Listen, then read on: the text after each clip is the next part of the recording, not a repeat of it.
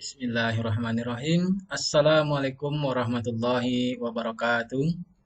Kembali bertemu bersama saya Muhammad Abdullah dalam materi ajar SPSS Dasar.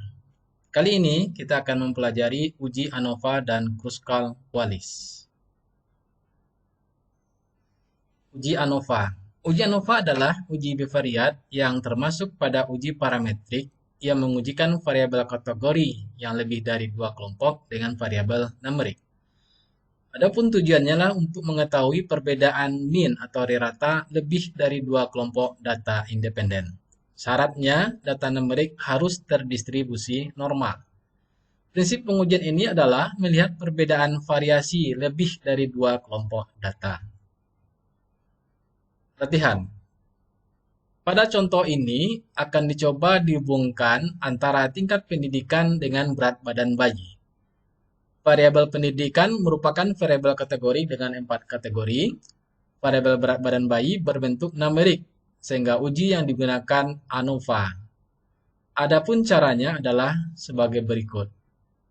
Aktifkan, bukalah file data ASCII basic yang biasa kita gunakan untuk latihan SPSS dasar ini. Ya, silakan dibuka. Ya, ini dia.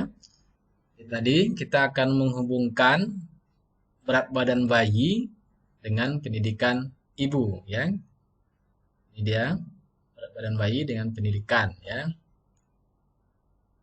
Nah, di sini seperti biasa, sebelum melakukan uji yang akan kita gunakan, terlebih dahulu data numeriknya kita lakukan uji normalitas data. Langkahnya adalah analyze non-parametric test one sample KS. Kemudian kita masukkan berat badan bayi. Oke. Nah, di sini terlihat bahwa p-value dari uji normalitas datanya adalah 0,529. Berarti ini besar dari alfa. Nah, dalam arti yang lain, ini berarti datanya terdistribusi normal. Dan bisa dilakukan uji parametrik. Dalam hal ini adalah uji ANOVA. Nah, bagaimana langkah uji ANOVA? Baik, caranya adalah analyze, kemudian compare min, kemudian one way ANOVA, ya. Kemudian kita masukkanlah sama seperti yang independent sample test pertemuan sebelumnya. Kotak yang pertama itu selalu berisi data numerik dan yang kedua adalah data kategorikal.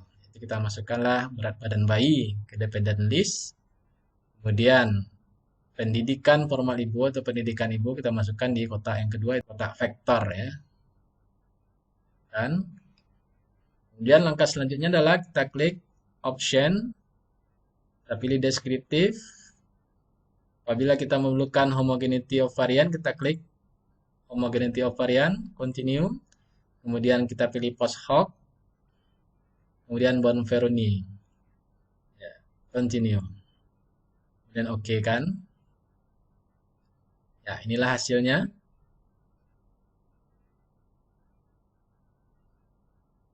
Ya, yang mana yang akan kita ambil? Yang kita ambil adalah tabel deskriptif, kemudian ada p-value-nya di sini. Sementara p-value ini adalah untuk homogeneity of variant atau tes variannya. Dan ternyata variannya juga sama, yaitu terlihat pada p-value-nya besar dari 0,05. Kalau besar berarti dia variannya sama. Dan uji ANOVA layak digunakan. Nah, kemudian di sini bisa kita lihat bahwa rata-rata berat badan bayi pada ibu yang berpendidikan SD adalah 2.470 gram. Dengan standar deviasinya 249,66 gram. Itu seterusnya. Ya, sementara kita lihat p-value-nya pada tabel ANOVA. Ini adalah p-value untuk menentukan dia signifikan atau tidak signifikannya. Dan ternyata angkanya 0,000. Jadi kecil, ya, sangat kecil sekali dari 0,05. Itu artinya apa? Artinya ada perbedaan rata berat badan bayi di antara keempat tingkat pendidikan ibu. Nah, kalau dia ada perbedaan di antara kelompok pendidikan, ya, berat badan ibu di antara kelompok pendidikan, maka kita harus tahu kelompok mana saja yang berbeda. Apakah SD dengan SMP, SD dengan SMU, SMP dengan PT, atau yang lainnya. Nah, untuk melihatnya, kita lakukanlah uji post hoc yang sudah kita lakukan dan bisa langsung kita lihat pada post hoc yang Bonferroni-nya. Ini dia tabelnya. Maka kita lihatlah p-value yang kecil dari 0,05. Itulah yang ada perbedaannya kelompok pendidikannya. Nah, terlihat di sini ada angka yang besar dari 0,05 yaitu 0,315. Itu berarti adalah antara SD dengan SMP. Itu artinya perbedaan berat badan ibunya tidak berbeda, ya, tidak jauh berbeda di sini atau perbedaannya tidak signifikan. Sementara yang lainnya itu di bawah 0,05. Yang ini juga sama SMP dengan SD ya. Berarti antara SD dengan SMU berat badannya berbeda, SD dengan perguruan tinggi berat badannya berbeda, SMP dengan SMU berat badannya berbeda, SMP dengan perguruan tinggi berat badannya berbeda, dan SMU dengan perguruan tinggi berat badannya juga berbeda. Hanya satu yang tidak berbeda, yaitu antara SD dan SMP tidak ada perbedaan berat badan ibunya secara signifikan. Baik, bagaimana cara penyajian datanya di bab hasil penelitian? Kita kembali lagi. Ini langkah-langkahnya sudah ada di sini ya. Nah, ini dia. Ya, dari data tadi kita salinlah ke dalam bentuk tabel. Ini adalah tabelnya secara umum. Kalau mau ditambahkan silahkan tergantung dari institusi ataupun penguji dan pembimbing saudara sekalian ya. Nah, sini kita deskripsikan bahwa rata-rata berat bayi pada mereka atau pada ibu yang berpendidikan SD adalah 2.470 plus minus 249,6 gram. Jadi plus minus ini adalah standar deviasinya. Ini dia ya. Nah, kemudian pada pendidikan SMP 2.727,20 plus minus 241,2 gram. Ya, begitu seterusnya.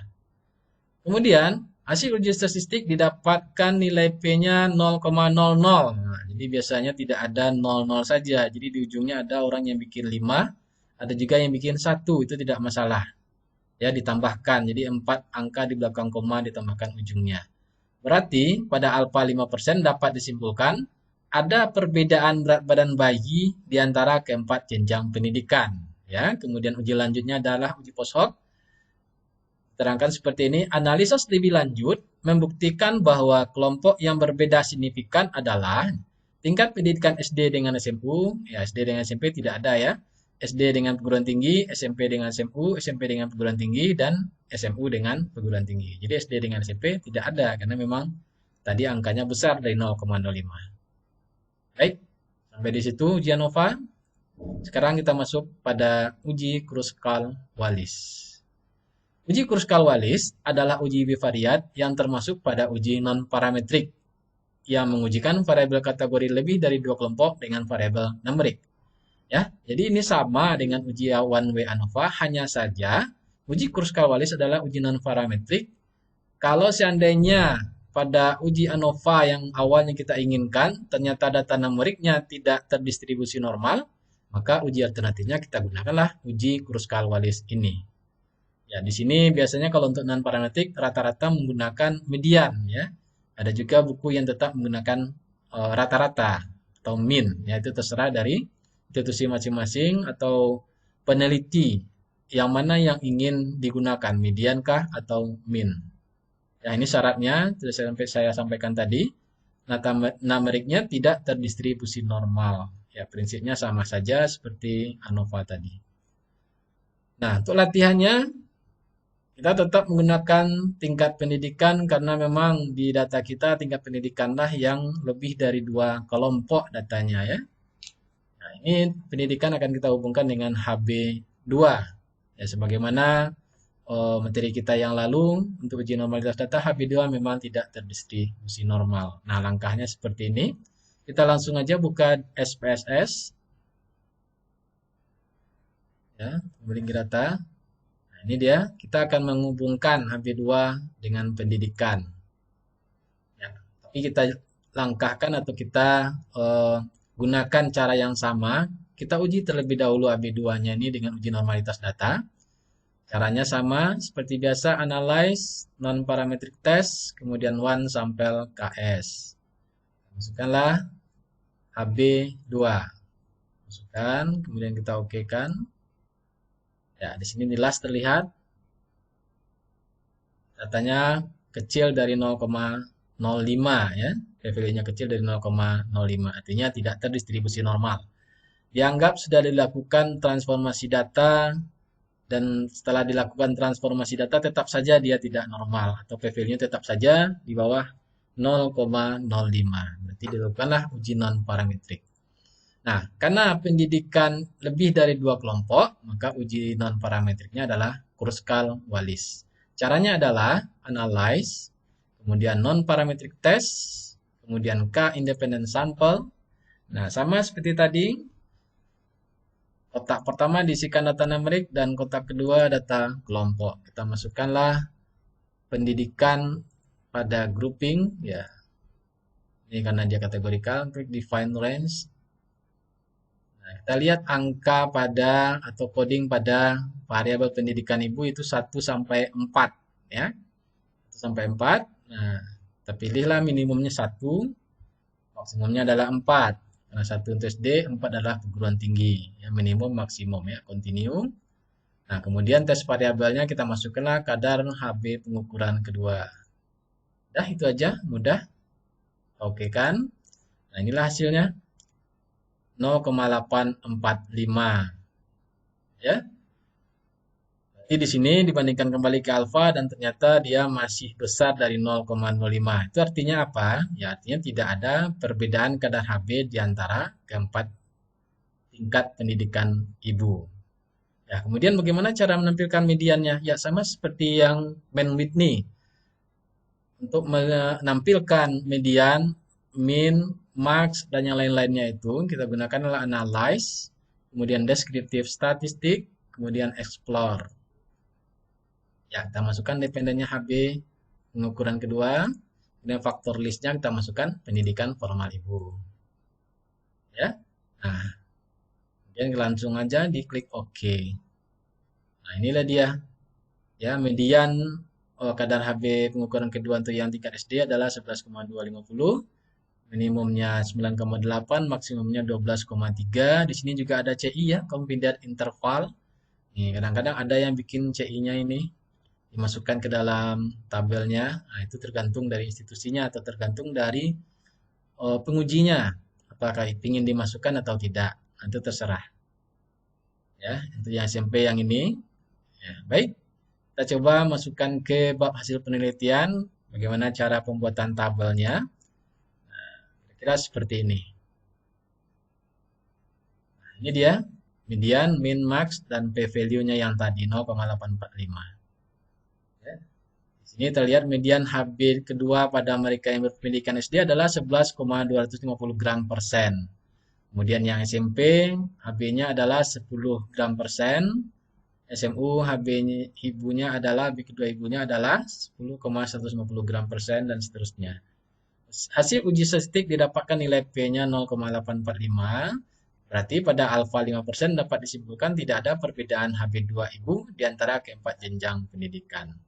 Nah, kalau seandainya dia kecil dari 0,05, nah bagaimana ya? Berarti pada alfa 5% ada perbedaan HB ibu di antara keempat jenjang pendidikannya. Kemudian post hoc-nya bagaimana? Seperti ANOVA tadi, ya kan? ANOVA tadi kan signifikan hubungannya. Ada perbedaan tadi ya, perbedaan berat badan bayi di antara keempat kelompok pendidikan ibu. Kemudian ada post hoc-nya yang nama Bonforoni. Ya, itu untuk melihat perbedaan masing-masing kelompoknya. Nah, kalau misalnya pada Kruskal-Wallis ini datanya p-value-nya didapatkan kecil dari 0,05, maka untuk post hoc-nya kita menggunakan Mann-Whitney. Ya, kita menggunakan Mann-Whitney. Kita lakukanlah uji satu-satu antara SD dengan SMP kita kerjakan, kemudian SD dengan SMU, SD dengan perguruan tinggi, kemudian SMP dengan SMU, SMP dengan perguruan tinggi. Nah, satu-satu kita kerjakan. Ya, baik kita cobakan aja ya. Kita cobakan untuk yang seandainya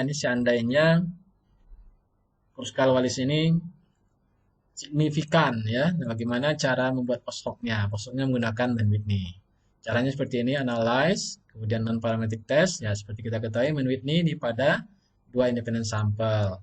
Nah, kita masukkan di sini HB pengukuran kedua di atasnya, kemudian pendidikan formal ibu kita masukkan ke sini. Nah, ini antara tanya ini yang kita robah. Grup 1 kita masukkanlah 1 untuk SD, 2 untuk SMP, kita continue kan. Oke. Nah, ini untuk SD dengan SMP dulu. Nah, selanjutnya SD dengan SMU, diulang lagi. Ulang lagi ujinya. Ya, ini dia, kita klik define group. 1 dengan 3 berarti lagi. 1 adalah SD, 3 adalah SMU. Oke, nah begitu seterusnya. Sampai dengan SMU dengan perguruan tinggi ya. Terakhir seperti ini, analyze non-parametric test. Kemudian masih itu independent sample, kita rubah aja ini.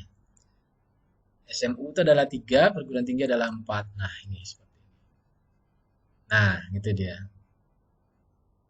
Karena dia secara global tidak signifikan atau dengan menggunakan kursus skala Wallis tidak signifikan, ini sudah pasti setiap kelompoknya pun tidak ada yang akan signifikan, ya. Nah, seperti ini.